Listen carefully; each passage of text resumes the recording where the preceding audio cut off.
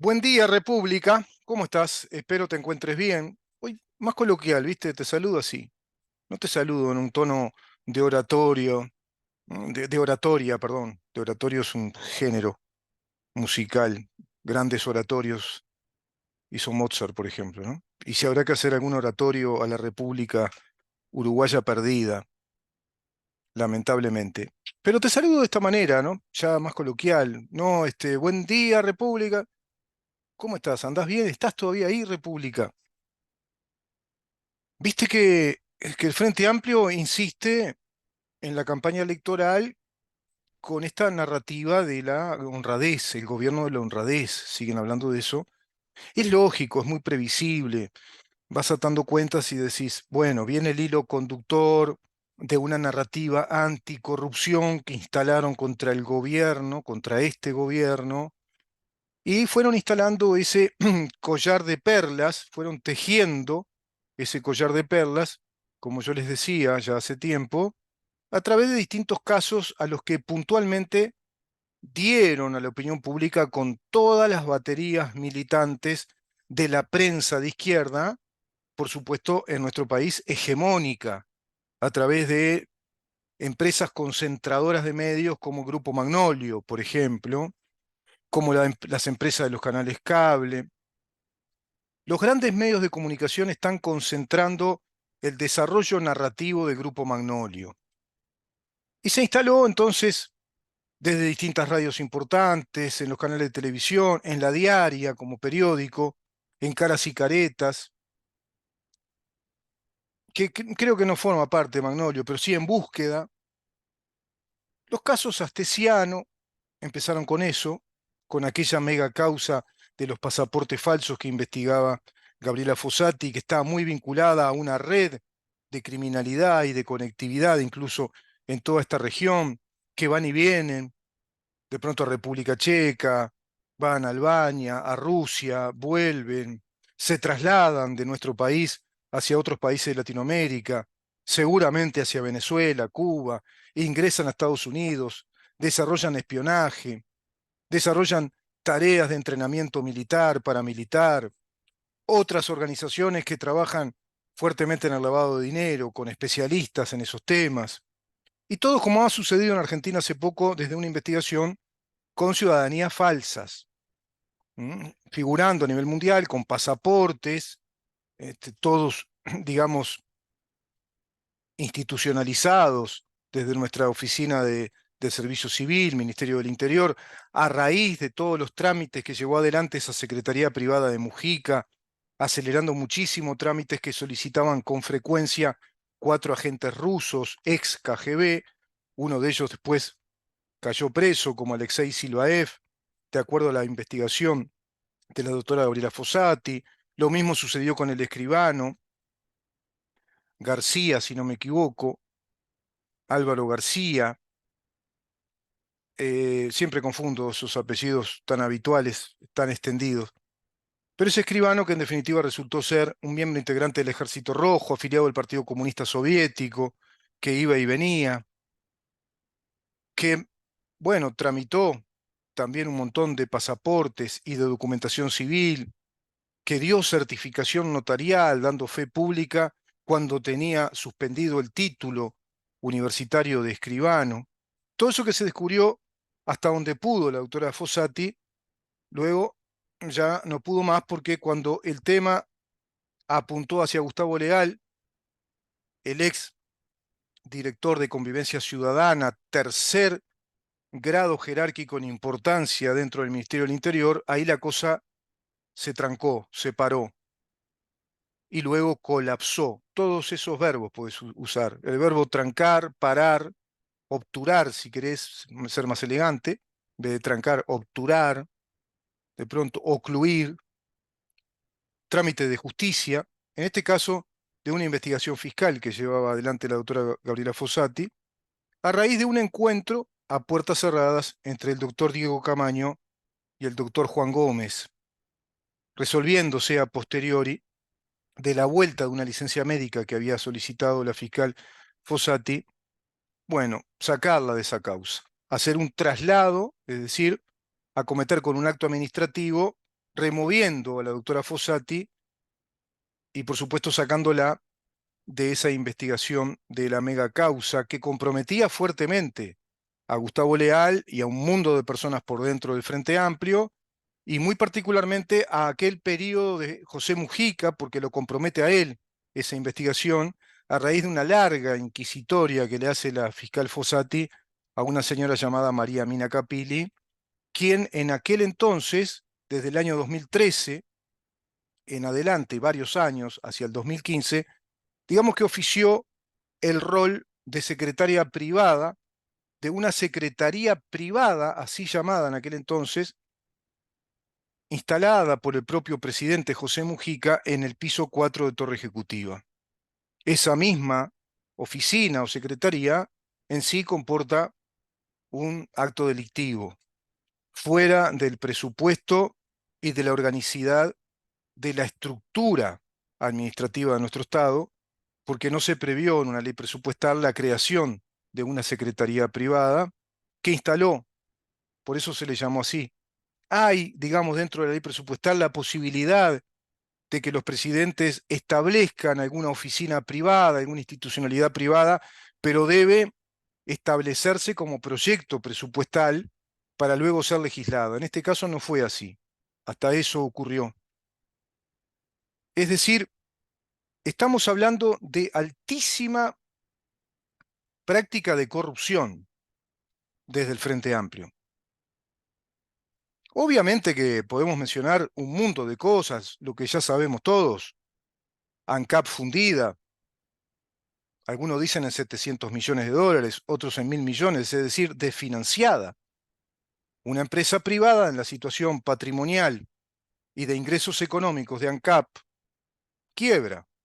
Da la quiebra porque se hace insolvente, no puede remontar esa gigantesca deuda que indica un pasivo muy alto respecto al activo y a la posibilidad de amortizar esa deuda y cumplir con sus acreedores. Por lo tanto, se va a un proceso concursal de acreedores, se establece una sindicatura, es decir, una intervención de la empresa como corresponde. Todo eso que hoy cuestionan también desde el PIT-CNT, desde el sindicato de la salud, la FUS, respecto a la intervención necesaria del CASMU, que no se entiende por qué se desfinanció con más de 180.000 socios, una mega mutualista que esté fundida, que esté desfinanciada. Tampoco se entiende. Pero esto habla a las claras, ANCAP, los hornos aquellos, ¿se acuerdan? Que quedaron tirados, arrumbados, que se fueron desguazando, desmantelando, 80 millones de dólares cada uno. En un periodo anterior, los casinos, ¿se acuerdan? Se fundían los casinos de Montevideo. Estaban mal administrados, aparentemente se desfinanciaban.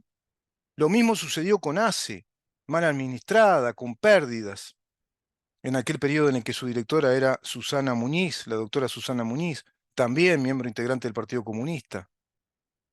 Las intendencias, por ejemplo, la de Montevideo, también la de Canelones. Ahora esta intendencia de Montevideo, después de ser gobernada, digamos, presidida, gobernada, liderada por la ex intendente Carolina Cose, que renunció al cargo para lanzarse a la campaña electoral, la deja con una deuda de 460 millones de dólares. Así nomás, como si fuera poco, ¿viste? Hablamos de las deudas que dejan gobiernos del Frente Amplio, es a lo grande en deudas, ¿no? Hablamos de cientos y cientos de millones de dólares y en la sumatoria total hablamos de, y por lo menos, de decenas y decenas. Tenés que sumar una decena más otra, 10.000 más 10.000 más 10.000 más 10.000 millones de dólares en toda la desfinanciación que le hicieron al Estado uruguayo, arrojando un resultado final, cuando se van del gobierno, año 2019, de un promedio incluso de déficit fiscal, porque fueron promediando esas cifras, esos guarismos, del 5,1% del déficit fiscal. Esto quiere decir que de lo que producimos año a año, el Frente Amplio, a su vez al país, según su política económica, le planteaba una deuda, un déficit del 5,1% de ese Producto Bruto Interno que interanualmente Uruguay produce, que son más o menos unos 56.000 millones de dólares, de los cuales prácticamente 20.000 millones se los consume los gastos de la maquinaria del Estado, con un déficit que nos quedan en unos 3.500 millones de dólares si estamos en ese porcentaje. Bajaron un poco, tuvieron déficit del 4,2%, del 5,8%, del 5%. El déficit menor fue en el periodo Mujica con el 3,8%, pero lo trepó rápidamente al 4% y 4,2%, y ya luego en el periodo del gobierno final de esos 15 años de Frente Amplio, queda el país con un déficit del 5,1% y una alta tasa de desempleo del 10,5%. También un porcentaje histórico de tasa de desempleo, con un porcentaje histórico de empresas nacionales, empresas medianas y empresas también internacionales que estaban instaladas en Uruguay, que fueron desmantelándose, que se fueron, las extranjeras se fueron del país, cerraron sus puertas, y empresas nacionales que quebraban, que vendían todo, que estaban en situación de insolvencia, y otras empresas que optaron por la reducción de personal, por achicar presupuesto. Es decir, hablamos de empresas que en vez de crecer y de generar más fuentes de trabajo, se redujeron como para no desaparecer. Es hablar de decenas y decenas de empresas, más de 34, promedio 36, 38 grandes empresas y medianas empresas, entre las que cerraban, se iban y las que reducían personal, arrojando esa tasa de desempleo con una brutal carga tributaria, porque durante los gobiernos del Frente Amplio, con aquella madre de todas las reformas que se planteó según el lápiz dibujante, la goma borradora y el lápiz dibujante del contador Astori, se crearon 44 impuestos nuevos. 44.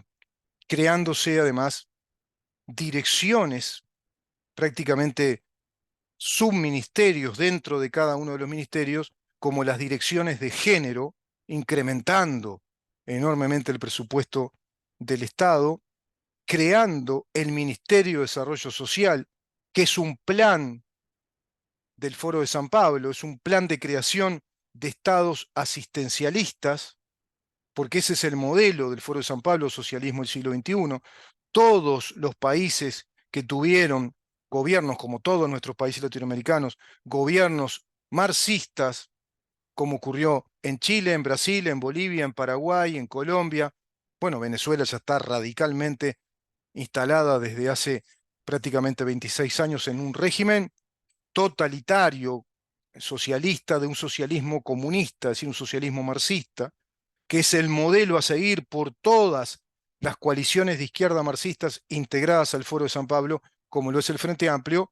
Ese es el modelo a seguir.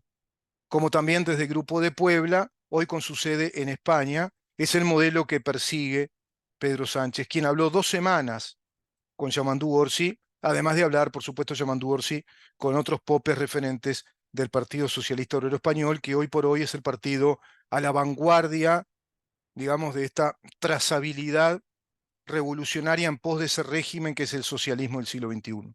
Todo eso representa el Frente Amplio, que nos desfinanció por todos lados, Gasayago, una empresa que no existió, y desde el aire ellos, con una magia del robo, expertos en eso, se llevaron 223 millones de dólares.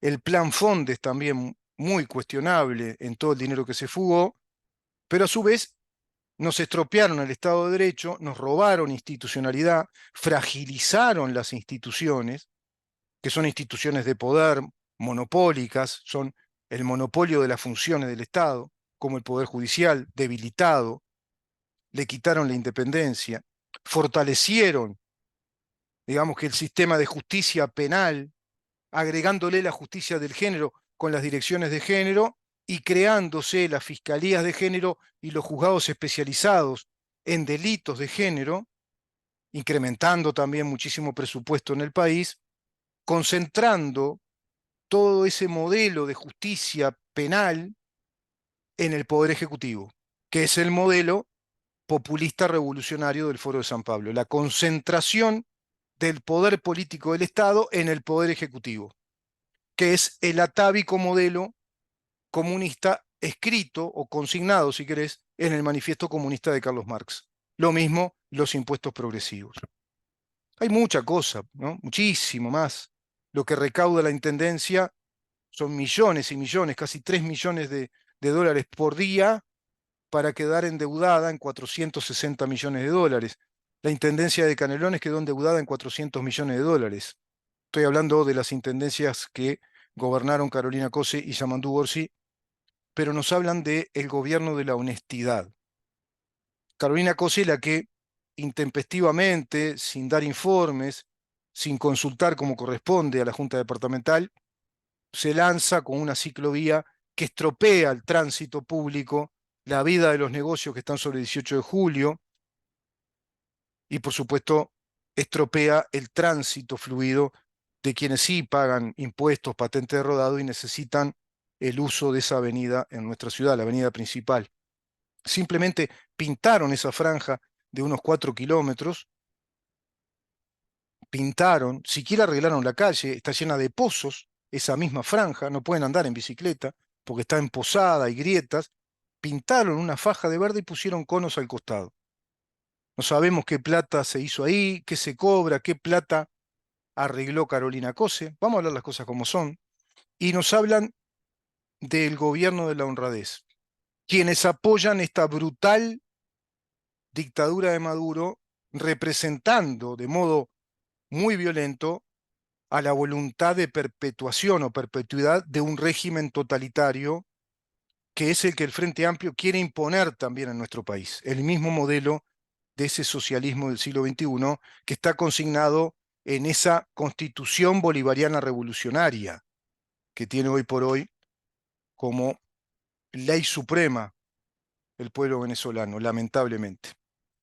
Y hablan del gobierno de la honradez, instalando la narrativa contra este gobierno de la corrupción, instalando la narrativa de la corrupción, quienes son los reyes de la corrupción, en lo económico, y en lo financiero, en lo tributario y también en lo legislativo. Es fundamental, en lo institucional, en el Estado que nos van creando desde la labor legislativa. Repito, con la anuencia, con la complicidad de todo el sistema político uruguayo. Vamos a una pausa, Ramón, y continuamos porque quiero ir a ejemplos más puntuales de esto de la alta corrupción del Frente Amplio, pues claro, daría para semanas y semanas.